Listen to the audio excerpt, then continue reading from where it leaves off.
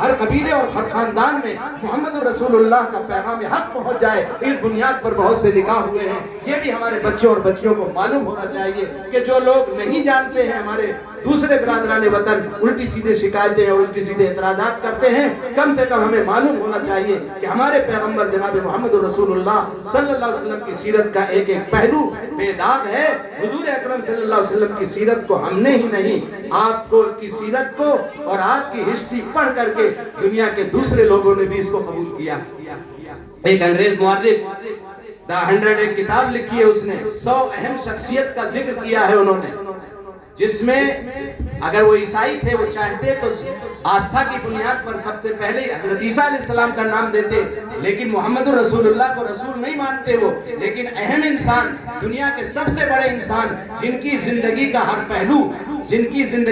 پہلو بے داغ ہے، جو چاہے ہر اعتبار سے جس کو نمونہ بنایا جا سکتا ہے، وہ پہلی شخصیت محمد رسول اللہ صلی اللہ علیہ وسلم کی ذات گرامی ہے۔ انہوں نے لکھا ہے ہسٹری میں کہ محمد صلی اللہ علیہ وسلم دنیا کے پہلے انسان ہیں جن کی زندگی کا ہر پہلو بے داغ ہے، جس میں انگلی رکھنے کا بھی کوئی ضرورت نہیں ہے۔ حضور کی جس پہلو کو بھی پڑھو، سارے کے سارے پہلو بے داغ ہیں۔ وہ شخصیت محمد رسول اللہ صلی اللہ علیہ وسلم کو پہلا نمبر میں دیتا۔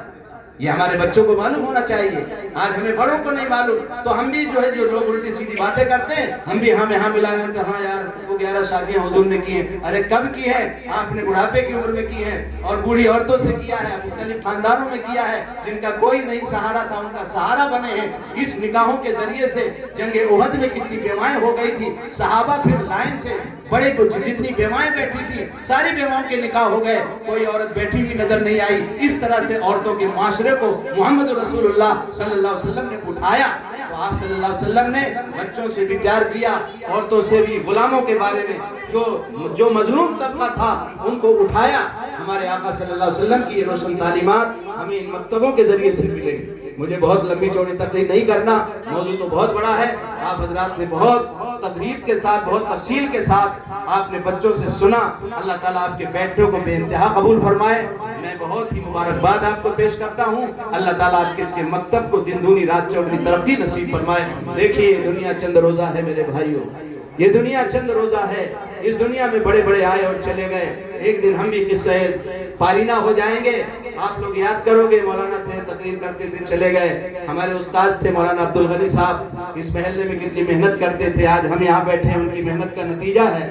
آدمی مرنے والا چلا جاتا ہے، لیکن جو بوجھ آتا ہے وہ کاٹے گا، ان کو قیامت تک ملتا رہے گا۔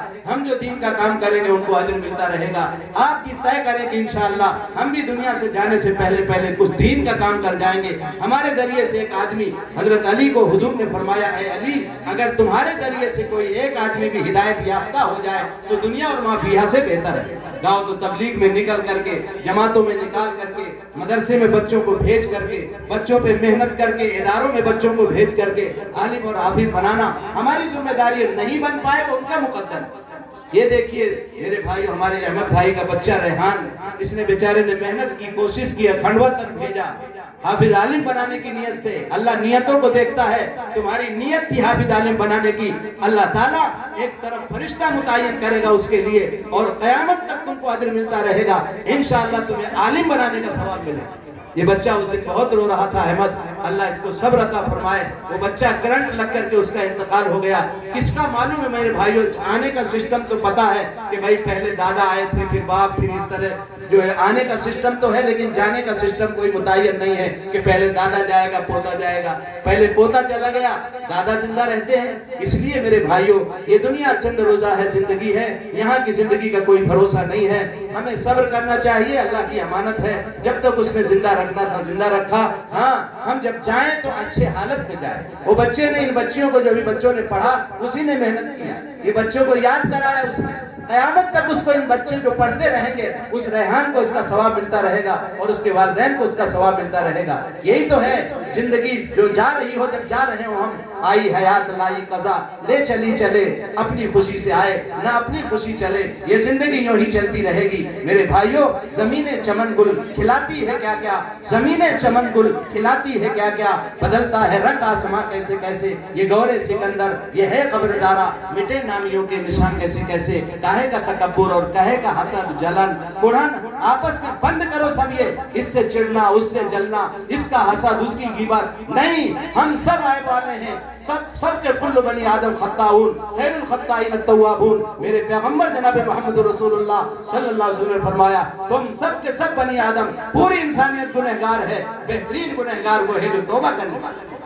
توبہ کرو سب لوگ، تیری میری سب بند کرو۔ ماشاءاللہ یہ آپ کو اللہ نے مکتب دیا ہے، ہر آدمی دل کی گہرائیوں سے اس میں درمے دامے درمے قدمے سخنے ہر طرح سے اس میں ذرا سی خیر خواہی کی بات ہی کر دی، اگر اس کے تعاون میں یہ بھی آپ کا تعاون۔ الحمدللہ آپ حضرات سچم ہیں، آپ حضرات تنخواہ پوری دے رہے ہیں ہمارے ادارے سے، آپ کو تعاون کی ضرورت بھی نہیں ہے، کوئی ضروری نہیں ہے کہ ہر مکتب میں تعاون ادارے سے کیا جائے، ہمارے بچے ہیں، ہماری ذمہ داری ہے ہر ادارے میں ہر گاؤں میں یہ محنت کرنا چاہیے، اور ہر گاؤں کے لوگوں کو یہ ذہن بنانا چاہیے کہ ہمارے بچے ہیں، ان کی ذمہ داری ہمارے اوپر ہے، کوئی دوسرا ہمارے بچوں کا خرچ کیوں برداشت کرے۔ ماشاءاللہ یہ مکتب ایسا ہے، یہ خود کفیل مکتب ہے، یہاں کے لوگ پوری طرح